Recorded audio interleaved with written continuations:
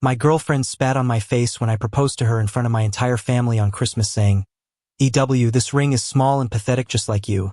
So I dumped her on the spot and now she is begging me to come back. Alright Reddit, so I proposed to my girlfriend of 3 years on Christmas Eve in front of my whole family.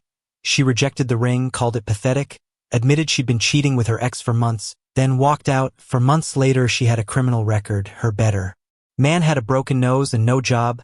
Karma works faster than I thought. Grab a chair and enjoy the shit show. I, 29M, have been with my girlfriend Aurora, 28F, for 3 years. I met her at a mutual friend's birthday back when I was 26. She was wearing this sundress. I thought she was the most beautiful woman I'd ever seen. We hit it off immediately. We talked for hours about nothing and everything. She gave me her number. Started dating. A week later Aurora moved into my apartment after 6 months. Said her lease was up and it made sense financially, except financially for her. I paid rent, utilities, groceries, everything. She had a job at some boutique downtown part-time making maybe $15 an hour, but somehow her entire paycheck disappeared on clothes, nails, hair appointments, lunches with friends. I covered dinner every single time we went out. Covered her car insurance when she said she was short 1 month, then the next month, then it just became my bill every time I brought it up.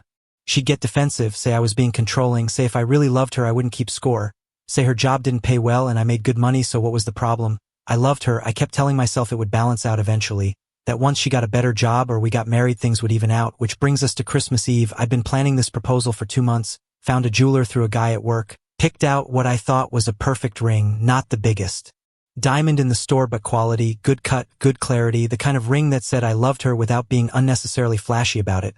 2 months salary, $8,200 after taxes, financing and the warranty I stupidly bought, that's what I spent. Money that could have gone toward a down payment on a house or a new car or literally anything else, but I wanted her to feel special, wanted that moment to be perfect. My family was hosting Christmas Eve dinner. Mom had cooked her famous prime rib. Dad was telling his usual holiday stories that everyone had heard a million times but still laughed. My sister Kelsey and her husband were playing with their kids by the tree. The house smelled like cinnamon and pine and everything good about the holidays. Everything felt perfect. I waited until after dinner when everyone was gathered in the living room. My hands were shaking when I pulled out the ring box. I'd rehearsed this moment in my head 100 times. Knew exactly what I wanted to say. "Aurora," I said, getting down on one knee. "I love you. I want to spend the rest of my life with you. Will you marry me?" The room went completely silent. Everyone was smiling. Phones out ready to capture the big moment. Mom had her hand over her heart. Dad was grinning. Kelsey looked like she might cry happy tears. Aurora looked at the ring, then she looked at me and her face did something I'd never seen before. This expression somewhere between disgust and genuine anger, like I just insulted her entire bloodline. "Are you serious right now?"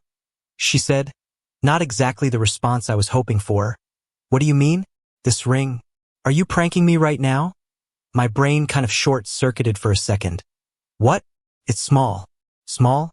Aurora, that's an $8,200 ring. Not for an engagement ring. It's not. My friend Ashley got a way bigger ring last year, and you're here offering me this like I'm supposed to be grateful." I just stared at her, trying to process what was happening. The room was still silent, but now it was the uncomfortable kind. The kind where everyone's trying to figure out if they should intervene or pretend they're not hearing this. My mom looked shocked. Dad's smile had completely disappeared. Kelsey's mouth was literally hanging open. "Aurora, what are you doing?" She looked at me with pure disgust, then she did something I never expected. She leaned forward and spat in my face. "That's what I think of your cheap, pathetic ring." The room went from uncomfortable silence to absolutely frozen. Nobody moved, nobody breathed. My mom actually gasped out loud. I could hear my sister's kids stop playing, sensing something was very wrong. I just stood there with spit running down my cheek, still holding that ring box. Something in me snapped. 3 years of funding her life. 3 years of being told I was controlling for wanting basic respect. 3 years of covering every expense while she spent her money on whatever she wanted, and now this in front of my entire family. I wiped my face with my sleeve. "You know what?" I said, my voice completely calm. "We're done." Aurora's face went pale. "What? We're done. Pack your stuff and get out of my apartment. You can't just break up with me." I literally just did. "Get out." She looked around the room like someone was going to defend her. Nobody moved. My mom was staring at her with pure contempt. Dad looked like he wanted to throw her out himself. My sister Kelsey just shook her head in disbelief. Aurora's shock turned to rage. Fine, she said, her voice getting louder. You want to know the truth? I'm still in love with Oliver, my ex. The one I told you not to worry about. He's 10 times the man you'll ever be. He actually knows how to treat a woman right. He doesn't keep score. He doesn't make me feel cheap. The room somehow got even quieter. I've been seeing him for months, and you know what? I'm going to him right now. He wanted me back, and I kept saying no because I thought you'd step up, but this... She gestured at the ring. This is pathetic, you're pathetic? She grabbed her purse and coat, started walking toward the door. My dad actually stood up like he was going to say something, but Mom put her hand on his arm. Aurora stopped at the door, looked back at me one more time and said, Oliver would have gotten me the ring I actually deserve. Then she walked out, didn't slam the door, just closed it quietly. Behind her, the silence that followed was the loudest thing I've ever heard. Dad put his hand on my shoulder. Mom looked like she wanted to chase Aurora down and fight her in the driveway. Kelsey was already pulling up Aurora's social media on her phone, ready to dig for information. I didn't sleep that night, just sat in my apartment surrounded by Aurora's stuff, thinking about everything she'd said. She'd been cheating on me the entire time, at least 6 months, maybe longer. That night I stopped being sad and started being angry. The day after Christmas, I woke up in my apartment surrounded by Aurora's stuff. 3 years of accumulated junk from someone who no longer wanted anything to do with me. I gave her until noon to come get her things. Sent a text that was short and to the point, you have until noon to pick up your stuff. After that, it's going on the curb. She didn't respond. At 12:30, I started packing everything she'd left at my place over 3 years. Clothes, shoes, makeup, jewelry, books, everything. I just started throwing it out my second-floor apartment window into the parking lot below. Dresses landed in slush puddles. Shoes scattered across the asphalt. That designer purse I'd bought her for her birthday landed right in a puddle of dirty snow melt. It was December 26th.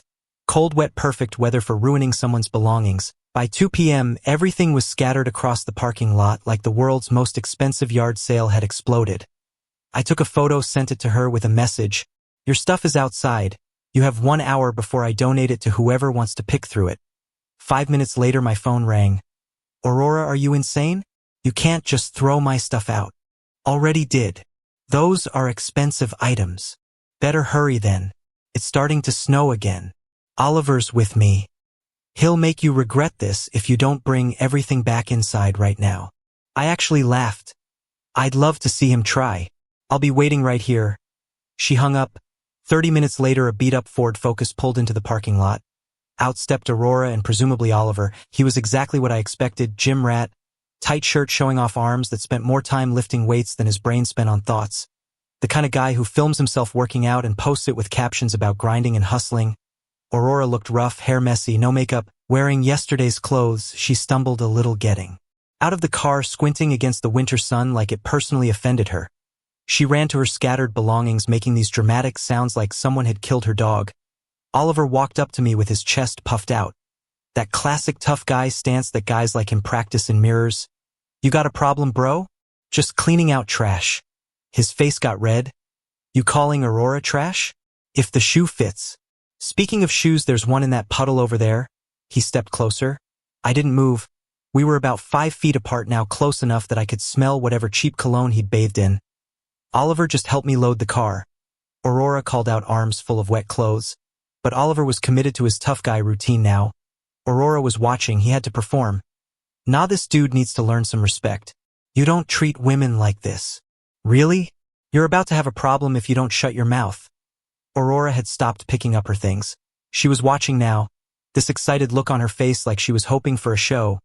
Do it, babe, she said. Teach him a lesson. And that's when Oliver made his mistake. He actually took a swing at me. I'd been waiting for it. Guys like Oliver telegraph everything. They wind up too much. Make it obvious. I sidestepped and his fist sailed past my face, putting him completely off balance. Before he could recover, I grabbed his extended arm and yanked him forward hard, using his own momentum against him. He stumbled forward, arms windmilling. I didn't give him time to catch himself. I stepped in and drove my shoulder into his chest, shoving him backward. At the same time, I hooked my foot behind his ankle. Oliver went down hard on the pavement. The sound his back made hitting the asphalt was satisfying. He tried to get up immediately, that gym bro pride kicking in, but as he pushed himself up to his hands and knees, I was already moving. I grabbed the back of his head and slammed his face into the pavement. Not with all my strength, but hard enough. His nose made a crunching sound. Blood immediately started pouring onto the asphalt. "Stay down," I said. "Oliver!" Aurora screamed. I stood over him, breathing hard but steady. Oliver was making these wet gurgling sounds, hands going to his face. Blood was running between his fingers. His nose was already swelling, bent at an angle that definitely wasn't natural. "You broke his nose?" Aurora was screaming, now running over. I defended myself. "Not my problem. He's all show and no actual ability to fight. You're a monster. He attacked me on my property. That's called self-defense. You might want to get him to a hospital, though. That nose looks bad." Oliver was trying to get up but couldn't coordinate his movements. The fight was completely out of him now. He just sat there on the pavement, blood running between his fingers, looking like he might pass out. Aurora was trying to help him up, but he was dead weight. "Get in the car," she said. "Get in the car, baby." She practically dragged him to the Focus. He was leaning on her, hard, stumbling, leaving a trail of blood drops across the parking lot. She opened the passenger door, shoved him, and then ran around to the driver's side. The car started and she peeled out of the parking lot, leaving most of her stuff still scattered in the snow. I went back inside, washed my hands, made some coffee, and sat down to watch The Godfather. 3 hours later, she came back alone. This time I was watching from my window when her car pulled up.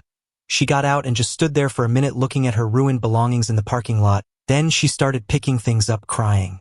While she did it, making multiple trips to her car. She looked exhausted, still wearing the same clothes, makeup smeared from crying. On the third trip, she looked up at my window, saw me watching. That's when she snapped. She grabbed a wet dress and threw it at my building, then a shoe, then a book.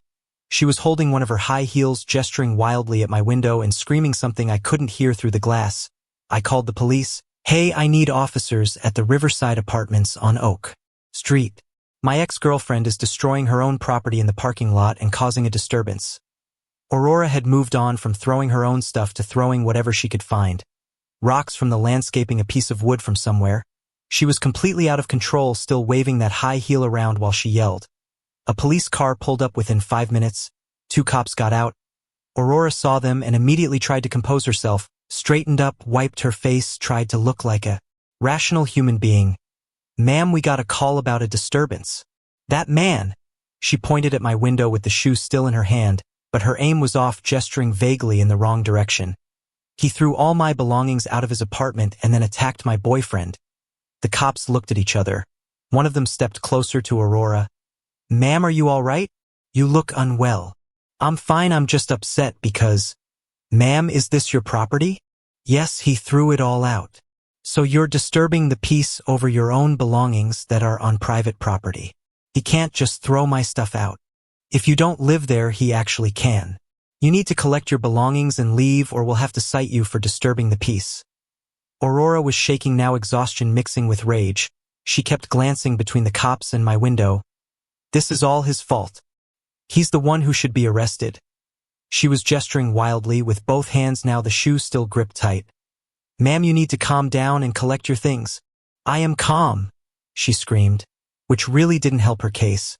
One of the officers stepped closer, hand out, like he was approaching a spooked animal.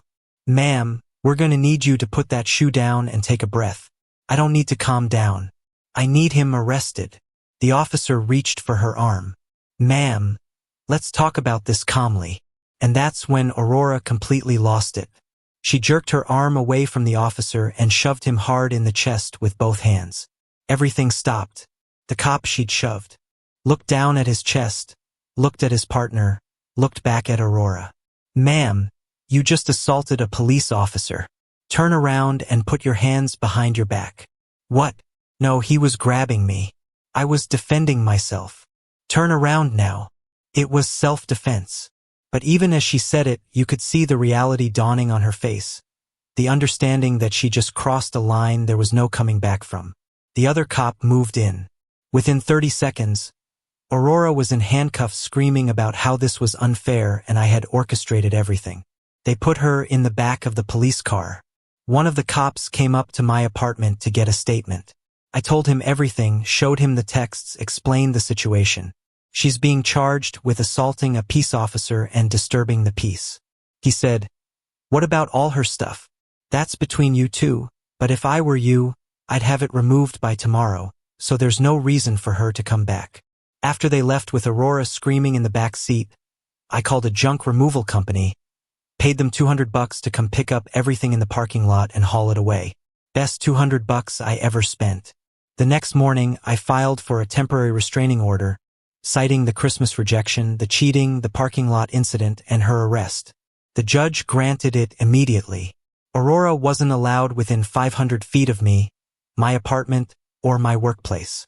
The next morning, I woke up to 17 missed calls from unknown numbers, voicemails from Aurora's mom, her sister, her friends, all of them screaming at me for getting Aurora arrested, for throwing out her stuff, for ruining her life.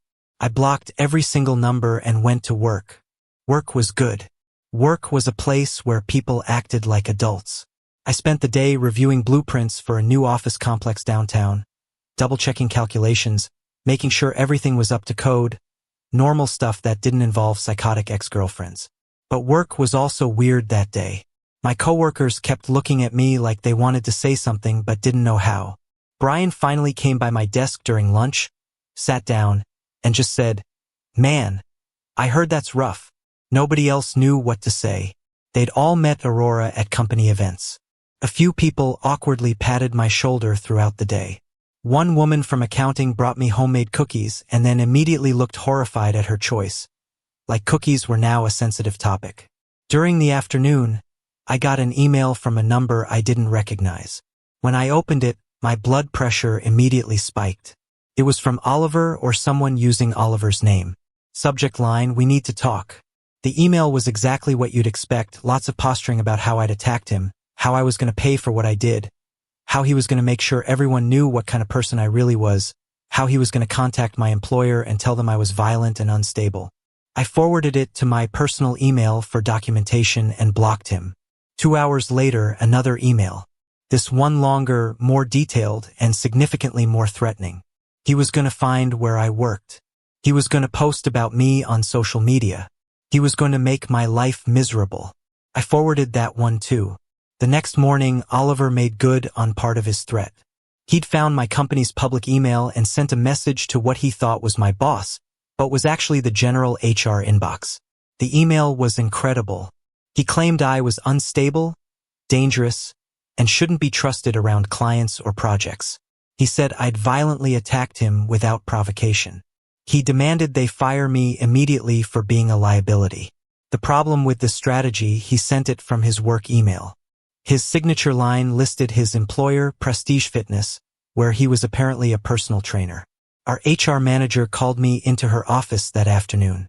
"Hey Carter, I got a weird email about you this morning. Want to explain what's going on?"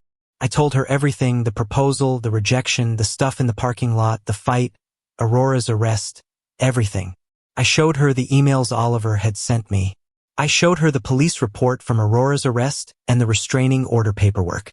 She listened to everything, took notes, and nodded. "Okay, so, this guy is your ex-girlfriend's boyfriend, and he's harassing you at work because you defended yourself when he attacked you. That's accurate. And he sent this email from his work address at a gym." "Yep." She looked thoughtful. "I'm going to contact his employer and let them know one of their employees is using company resources to harass and threaten our staff. I'll need your permission to share relevant details." "You have it. Give me a few weeks to handle this properly through official channels." I didn't ask what she had planned. I just said thank you and went back to work. 3 weeks later, Oliver's Instagram went dark. His public Facebook post disappeared. His profile on Prestige Fitness's website was gone. Brian came by my desk around noon. "Hey, did you see that trainer who was harassing you got fired? How'd you hear about that?" "My wife goes to Prestige Fitness. Apparently, the owner got an email from your HR explaining that one of his trainers was using company resources to harass and threaten people. They reviewed his emails and fired him last week. Our HR manager was an absolute legend. She'd contacted Prestige Fitness's corporate office, explained the situation in clear legal terms, and let them know their employee was creating liability exposure. Corporate had called the franchise owner. The franchise owner had reviewed Oliver's emails. Oliver was unemployed within days of that conversation. I didn't feel bad about it even a little bit. 2 days later, my phone rang. Unknown number. I almost didn't answer, but something made me pick up. Hello, this is Oliver. His voice sounded different. Smaller, broken. Nothing to talk about. Look, man.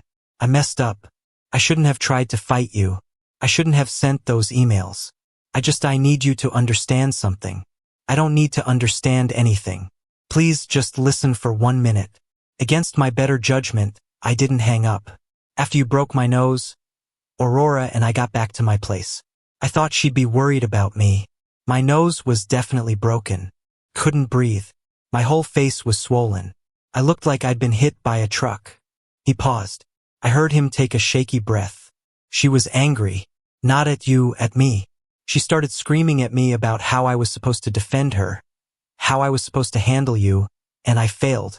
She called me pathetic, called me weak, said a real man would have protected her. I said nothing. Then she hit me, slapped me across the face, said I embarrassed her, that I made her look stupid in front of you, Oliver. I'm a coward. Okay, I know that now. I attacked you because she wanted me to. I sent those emails because I thought it would make her happy. I did everything she wanted because I thought I don't even know what I thought. Why are you telling me this? Because I'm sorry. I'm genuinely sorry. You were right about everything. She's not worth it. None of this was worth it. I lost my job. I lost my apartment because I can't pay rent now, and I lost whatever self-respect I had left. Silence. Anyway, yeah. Look, I just wanted to apologize for all of it. You didn't deserve any of that. You were just defending yourself and your property. I was the one who made it physical. That's on me. Okay. He hung up. I sat there for a minute, phone still in my hand, thinking about what kind could manipulate someone that completely. 3.5 months passed. 3.5 months of peace, quiet, and absolutely no drama. I went to work, hung out with friends, visited my parents on weekends, started going to the gym more, picked up hobbies I'd ignored while dating Aurora. My apartment was mine again. I'd taken down all the pictures of us and replaced them with actual art, bought new furniture that I actually liked instead of stuff Aurora had insisted on.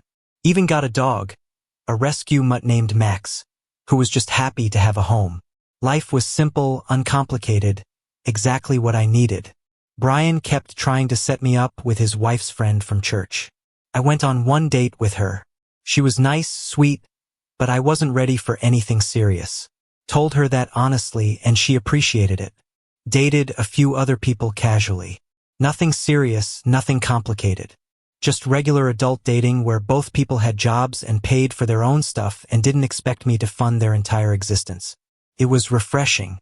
My sister Kelsey kept tabs on Aurora through social media.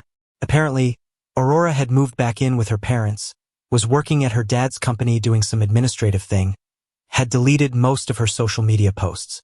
She looks miserable, Kelsey reported during a family dinner in early April. Like genuinely miserable. Posted some quote about betrayal and trust issues yesterday. Good, Mom said, not even looking up from her plate. She earned it. Dad just shook his head. Still can't believe she rejected you on Christmas Eve. In my day, that would have been grounds for a public shaming. In your day, people got married at 20 and stayed together out of spite. I said, exactly. And look how well that worked out. Mom threw a roll at him. Life was good, normal, the way it was supposed to be. And then in mid-April, Aurora decided to make one final appearance. I'd been seeing someone casually. Her name was Sophia. She was a nurse at the hospital downtown.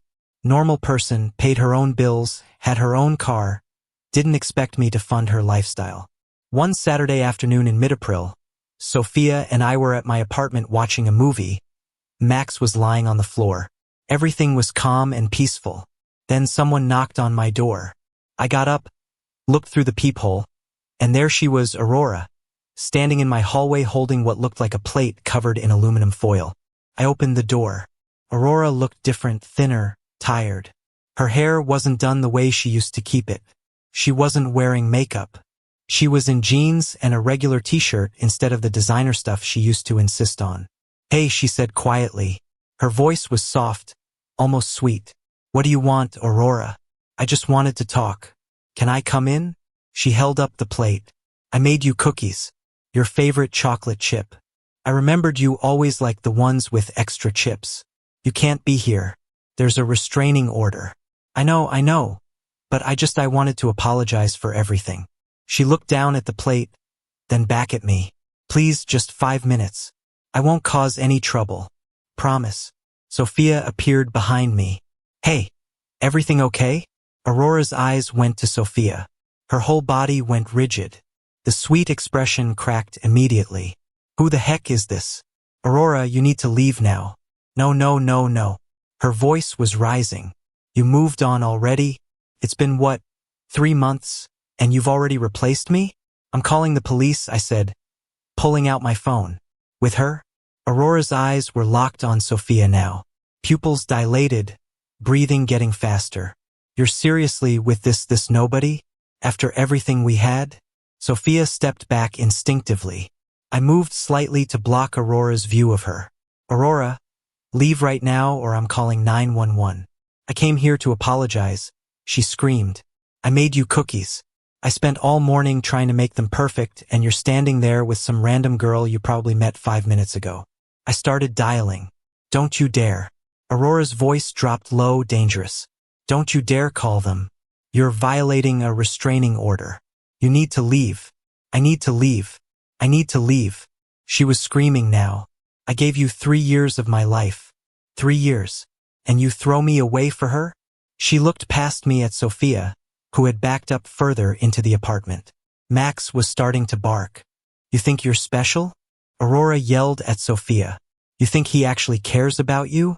He's just using you to get over me. You're nothing. A rebound, a placeholder until he realizes what he lost. Aurora, I started. She cut me off. I was supposed to marry you. That ring, as pathetic as it was, that was supposed to be mine. We were supposed to have a life together. And you're just going to give all of that to her? We're done. We've been done since Christmas. You made that choice. I made a mistake. Tears were streaming down her face now, but her expression was pure rage. People make mistakes, but apparently you're too perfect to forgive anyone. She pulled back the aluminum foil from the plate. The cookies looked burnt, rock solid. She grabbed one. You don't want my apology? You don't want these cookies? Fine. She threw it hard. It sailed past my head and hit the wall behind me with a dull thud, leaving a mark on the paint. Aurora, stop. But she was already grabbing another cookie and another, throwing them wildly. One hit the door frame. One flew past into the apartment. They weren't breaking on impact. They were solid as rocks. 911. What's your emergency? The call had connected. My ex-girlfriend is violating a restraining order and throwing things. Aurora dropped the plate. Cookies scattered across the hallway floor, but she wasn't looking at them anymore. She was looking at Sophia. You, she hissed. This is all your fault. She lunged. Not at me. At Sophia, trying to get around me. Hands reaching, face twisted with rage. I grabbed her arm, yanking her back. She stumbled, but recovered fast, shoving against me, trying to get through the doorway. Get away from him, she screamed at Sophia. He's mine. He's always been mine. Sophia had moved to the far side of the living room. Max was going insane, barking and circling. Aurora was clawing at my arms now, trying to push past me. I held the door, using my body to block the entrance. She was surprisingly strong, fueled by pure adrenaline and rage. Sir, are you still there? The operator asked. Yes. She's trying to force her way in and attack my girlfriend. Officers are 3 minutes out. Stay on the line. Aurora kept shoving, reaching around me. Her nails caught my forearm, leaving scratches. She was crying and screaming incoherently now. You ruined everything. Everything. I was going to fix it. I was going to make it right. She grabbed one of the fallen cookies from the hallway floor, wound up, and threw it at Sophia's head. Sophia ducked. The cookie sailed over her and shattered against the window with a crack that made me think for a second the glass had broken. I hate you, Aurora screamed at Sophia. I hate you so much. She bent down, grabbing more cookies, throwing them into the apartment. They were like projectiles. One hit the TV. One hit the couch. One hit the lamp. Then the siren started. Aurora heard them too. Her eyes went wide. She looked at me, then at the stairs, then back at me. No, she said. No, you didn't actually call them. I told you I would. But I just wanted to talk. I just wanted you back. 2 officers appeared at the top of the stairs. They took in the scene immediately. Aurora standing in the hallway surrounded by scattered cookies. Nail marks on my arms. Cookies littering my apartment floor. Ma'am, step away from the door, one officer said. Aurora spun to face them. He attacked me. I came here peacefully and he attacked me. The officer looked at me, looked at the scratches on my arms, at Sophia standing in the back of the apartment looking terrified, at Max barking his head off. Sir, are you all right? I'm fine. She violated a restraining order, tried to force her way into my apartment, and attacked my girlfriend. That's not true, Aurora shouted. I came here to apologize. I made him cookies and he freaked out. The second officer bent down and picked up one of the cookies from the hallway. He squeezed it, looked at his partner with raised eyebrows. Ma'am, what exactly is in these concrete mix? They're cookies. He bounced it in his palm like testing the weight of a baseball. These aren't cookies. These are weapons. I could knock someone out with one of these. His partner was trying not to smile. Did you forget to add baking soda or something? Stop making fun of my cookies. Aurora screamed. I'm not making fun. I'm genuinely concerned about the structural integrity. My kids make better cookies with that pre-made dough from the store. He looked at me. Sir, did any of these hit you? A few hit the walls. One hit my TV. He examined one of the cookies that had broken against the door frame. Yeah, I can see why. These things are dangerous. Ma'am, you're under arrest for violating a restraining order, attempted assault, and criminal mischief. What? No. This is insane. I just wanted to talk to him. You have the right to remain silent. Anything you say can and will be used against you in a court of law. Aurora started crying harder, but this time it was desperate, panicked crying. She tried to pull away when the officer reached for her arm. Don't touch me. I didn't do anything wrong. Ma'am, put your hands behind your back. No, this isn't fair. He's the one who ruined everything. They had to physically turn her around and cuff her. She was still crying, still arguing, still insisting this was all a misunderstanding. The first officer stayed to get statements while his partner walked Aurora down to the patrol car. We could hear her screaming all the way down the stairs. I showed him the restraining order on my phone, gave him the full rundown of what happened. Sophia gave her statement too, voice shaky but clear. He took photos of everything. The scattered cookies, the marks on the walls and TV, the scratches on my arms, the dent in the door frame where one particularly aggressive cookie had hit. She'll be charged with multiple counts, he said. Violating the restraining order is serious. The attempted assault and property damage add to it. With the injuries to you and the threat to your girlfriend, the DA will likely push for jail time. How much depends on her record and the plea deal if she takes one? But I'd expect at least 30 to 60 days, plus probation and anger management. After he left, Sophia and I stood in my apartment looking at the cookie debris on the floor. Max had finally calmed down and was sniffing the cookies suspiciously. So, Sophia said carefully, that was your ex? Yep. She tried to attack me with homemade weapons disguised as cookies essentially. Sophia looked at the broken pieces scattered everywhere, the marks on the walls, the scratches on my arms. This is a lot for a 6th date. That's fair, but call me once you've cleaned up and maybe once you know she's definitely going to jail for a while. She paused. And maybe invest in a doorbell camera. She kissed me on the cheek and left. I stood there alone with Max, who had finally decided the cookies weren't worth investigating. Don't try to eat those, I told him. You'll break all your teeth. I took photos of everything for my records and started making calls. First to Kelsey, then to my landlord about the damage. He showed up an hour later. He looked at the cookie debris on my floor, the mark on the wall, the small dent in the door frame, picked up one of the broken cookies and examined it. So, he said slowly, your ex-girlfriend did this. Yeah, with cookies. He squeezed the cookie fragment between his fingers. It didn't budge. What kind of cookie is this hard? Did she use cement? No baking soda apparently and way too much flour.